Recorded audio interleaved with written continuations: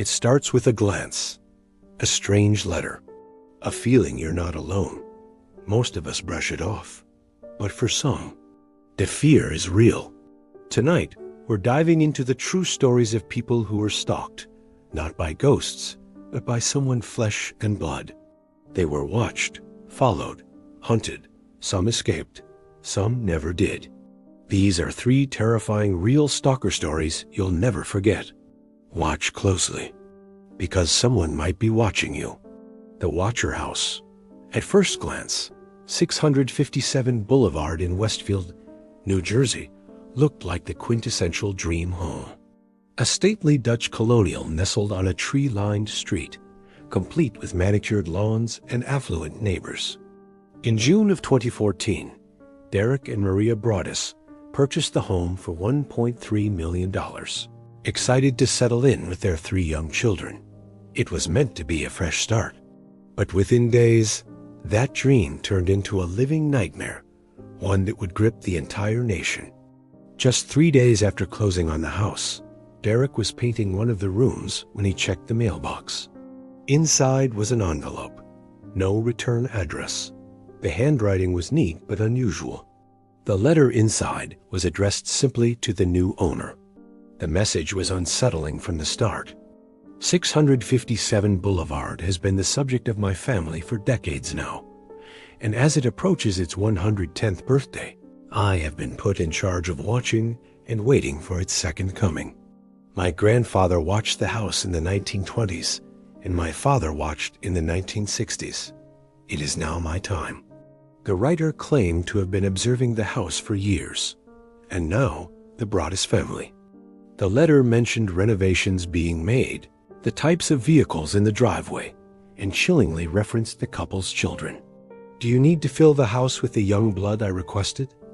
Have they found out what's in the walls yet? Who has the bedrooms facing the street? I'll know as soon as you move in. Derek was shaken. He contacted the police immediately. A detective came to the house that night, read the letter, and advised him not to tell anyone, especially not the neighbors. It was clear the writer had intimate knowledge of the property. More letters came, each one more invasive, more threatening. The watcher claimed to be part of a bloodline, a family of sentinels who had been tasked with watching the house for generations. They spoke of the house as if it were alive, something sacred, something that demanded attention and sacrifice. The house is crying from all the pain it is going through. You have changed it and made it so fancy. You are stealing its history. It cries for the past and what used to be in the time when I roamed its halls. The 1960s were a good time for 657 Boulevard. When I ran from room to room, imagining the life with the rich occupants there, the house was full of life. It was young blood then. The Broadduses were terrified. They set up security cameras, hired private investigators, even brought in a former FBI profiler who noted that the writer's language suggested they were older and possibly lived nearby. The prose was oddly formal, almost poetic. But despite intense scrutiny, no suspect was ever found.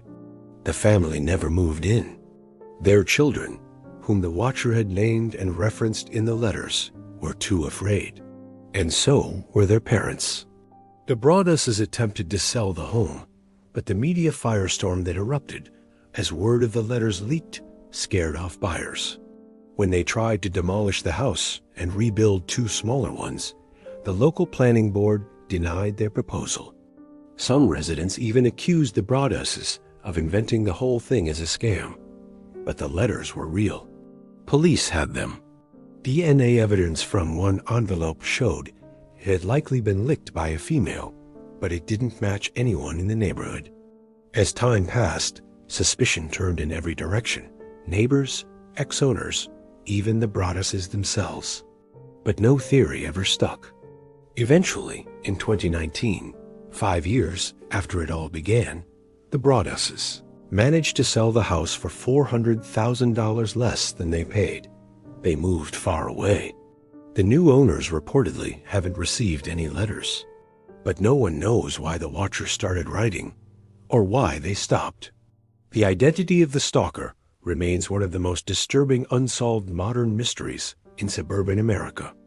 A home meant for peace and family became the stage for obsession, psychological terror, and a question that still haunts Westfield. Who is the watcher? The silent caller of Dorothy Jane Scott. Dorothy Jane Scott was a 32-year-old single mother living a quiet, responsible life in Anaheim, California. She worked as a secretary for Swinger's Psych Shop, a combination head shop and health store owned by her father. She was known to be kind, dependable, and devoutly religious. She didn't drink or do drugs, and she mostly kept to herself aside from a small circle of family and coworkers. But in the weeks leading up to her disappearance, Dorothy had grown anxious, paranoid, even. She began telling people that she believed someone was watching her. It wasn't just a feeling. She had been receiving anonymous phone calls at home and at work. The caller's voice was male, and sometimes he would say he loved her. Other times, he would threaten to kill her. She told her mother that the voice was familiar, but she couldn't quite place it. The man described her daily routine in chilling detail. He knew what she wore, where she went, and who she spoke to. One time, he told her to go outside because he had left something for her, and there, on the windshield of her car, was a single dead rose. The calls continued day after day. On the night of May 28, 1980, Dorothy attended an employee meeting at work. During the meeting, she noticed her coworker, Conrad Bostron, didn't look well. He had a red mark on his arm that looked infected.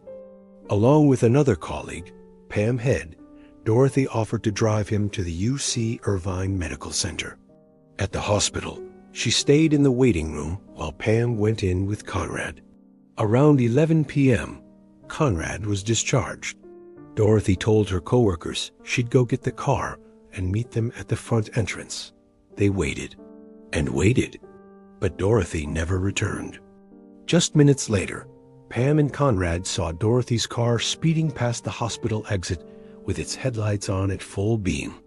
They tried to wave it down, but the car didn't stop.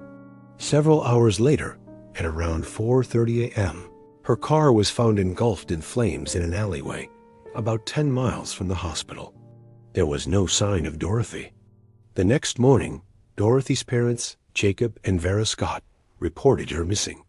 But it wasn't just police who responded. The phone rang. For years after her disappearance, Dorothy's parents received disturbing phone calls. The voice was always the same. Calm, confident, male. I've got her. I killed Dorothy. She was my love. She'll never come back. These calls would come at random intervals, always when Vera was alone. Police traced the calls, but they were too short to track. The man never revealed his identity. He never demanded anything. He simply called to torment them. Then in August 1984, construction workers found human remains buried in brush off Santa Ana Canyon Road. Alongside the bones were a turquoise ring and a watch Dorothy's. The coroner confirmed the identity through dental records. Her cause of death had not been determined due to the state of decomposition. It was estimated she had died not long after her disappearance. The calls stopped after that. Over the years, many theories have been suggested. Was it a coworker? A disgruntled customer from the shop? An ex-boyfriend? A random stalker with obsessive tendencies? No one was ever arrested, and no definitive suspects were named. To this day, the case of Dorothy Jane Scott remains unsolved. The man who terrorized her, abducted her, and taunted her grieving parents with eerie, heartless calls has never been found. And the question lingers, did she know him? And if so, how close was he? The Stalker in the Attic, the case of the Denver Creeper. What would you do if you heard footsteps, but you lived alone? In the summer of 2001, a 28-year-old woman named Tracy, living alone in a quiet neighborhood in Denver, Colorado, began noticing strange things inside her rented 2-story home. It started subtly. Lights she swore she had turned off were on when she returned. cabinets she had closed were ajar.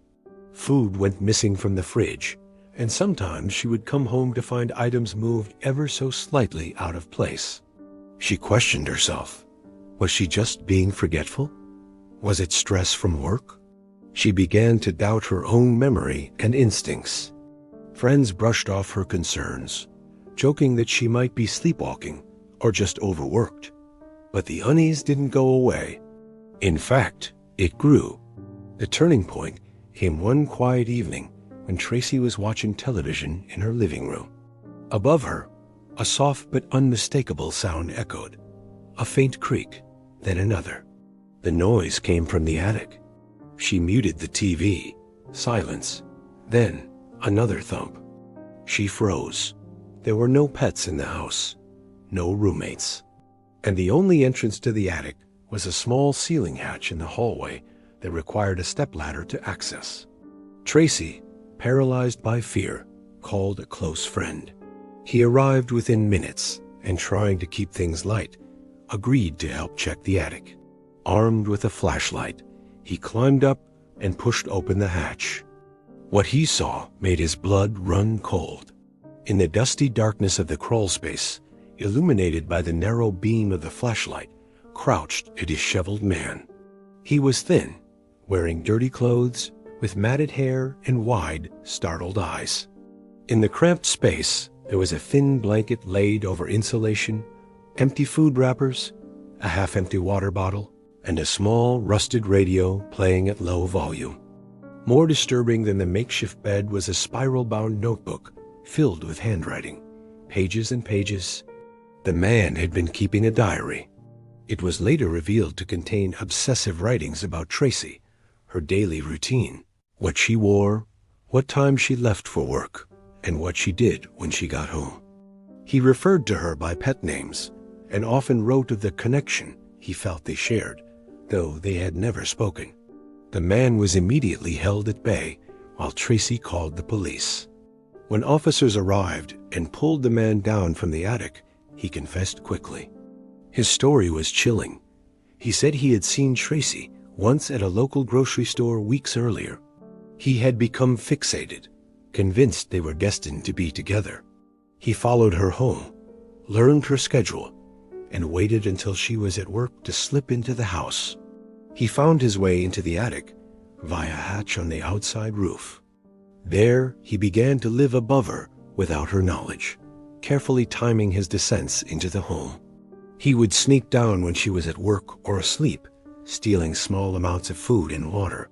Sometimes, he would just watch her through a small air vent that opened from the attic into her bedroom. That vent, hidden high in the wall, had become his window into her life. Police later found fingerprints all over the home that confirmed he had been living there for at least 2 weeks. The man, who had a history of mental health issues and prior stalking incidents, was arrested and charged with burglary and trespassing, with later discussions about psychiatric evaluation. Tracy moved out of the house immediately, unable to shake the trauma of being watched for weeks in her most private moments. She later shared her experience anonymously in local news interviews, hoping her story would serve as a warning to others. The media dubbed him the Denver Creeper, and the story spread quickly online, becoming the subject of true crime forums and podcasts. It tapped into a universal fear that someone could be inside your home, watching you, without you ever knowing. Even years later, Tracy reported she couldn't live in a house with an attic. She changed cities, jobs, and lived in apartments with no crawl spaces or shared walls. The psychological damage was profound, and she was one of the lucky ones. She lived to tell the story.